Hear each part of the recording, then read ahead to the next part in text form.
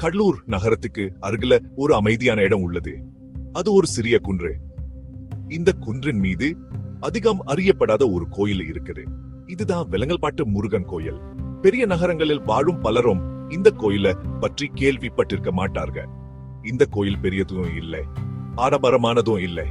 இது எளிமையானது, அமைதியானது. இங்கு ஒரு ஆழ்ந்த அமைதியை உணர முடியும். இங்கு நேரம் மெதுவா நகர்வது போல் தோன்றும். காற்று சுத்தமாக இருக்கும். இயற்கையின் ஒலிகள் மட்டுமே கேட்கும்.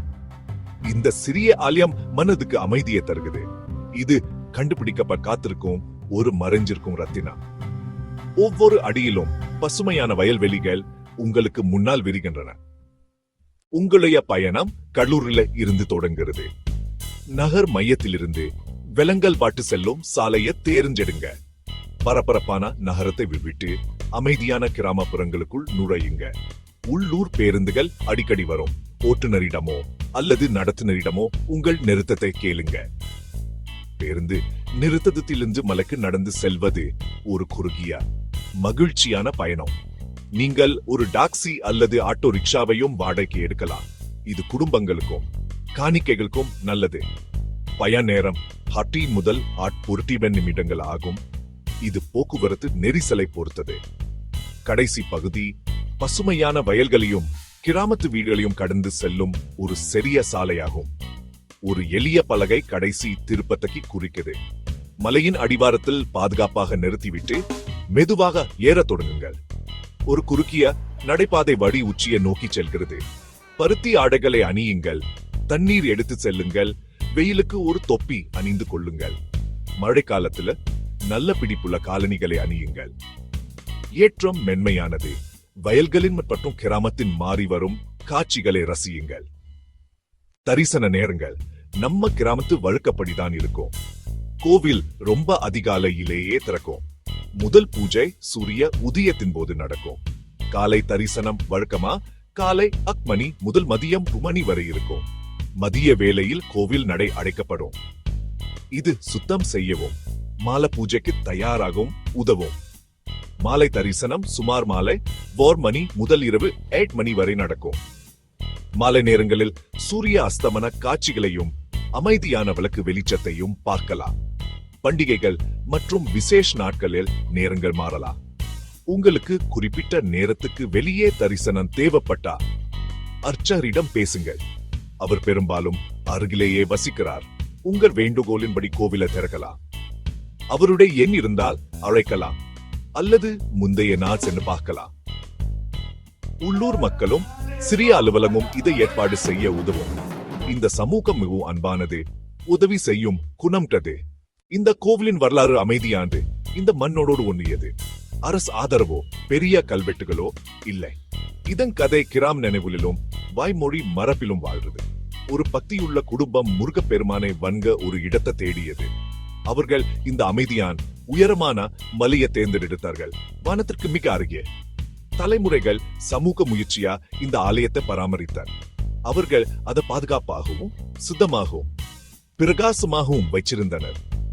அவர்கள் சிறிய காணிக்கைகளையும் உழைப்பையும் மலர்களையும் காணிக்கையாக்கினர். எளிமையான பராமரிப்பு பல ஆண்டுகளா அதை பாதுகாத்தது. வானுயர்ந்த கோபுரங்கள் இல்லை.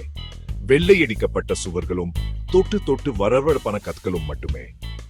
தேவைப்படும் நேரத்தில் மலைக்கா வேண்பட்ட பிரார்த்தனைகள் நிறைவேறிய கதைகள் உள்ள. மனப்பூர்வமான பிரார்த்தனைகளுக்கு பிறகு ஒரு குழந்தை குணமடைந்த கதையும் உண்டு.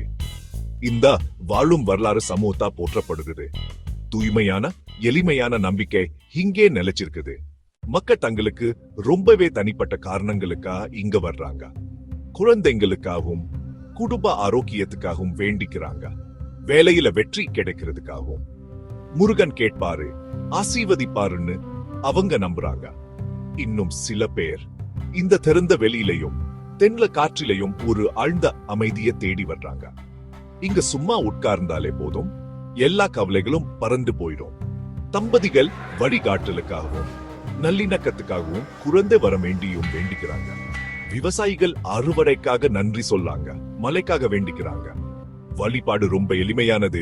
விளக்குகள், பூக்கள், அமைதியான பிரார்த்தனைகள். நம்பிக்கைக்கு சிக்கலான சடங்குகளை விட உண்மையான பக்தி தான் முக்கியம்.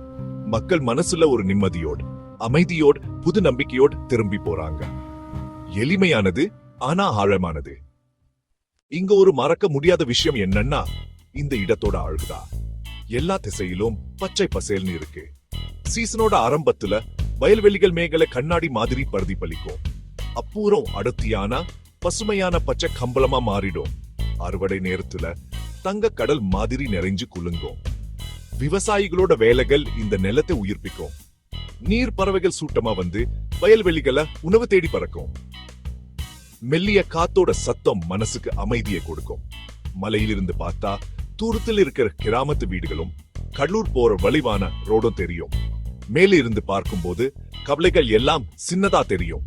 சாயங்கால நேரத்துல வானம் ஆரஞ்சு, பிங்க், சிவப்பு நிறங்கள்ல அழகா இருக்கும்.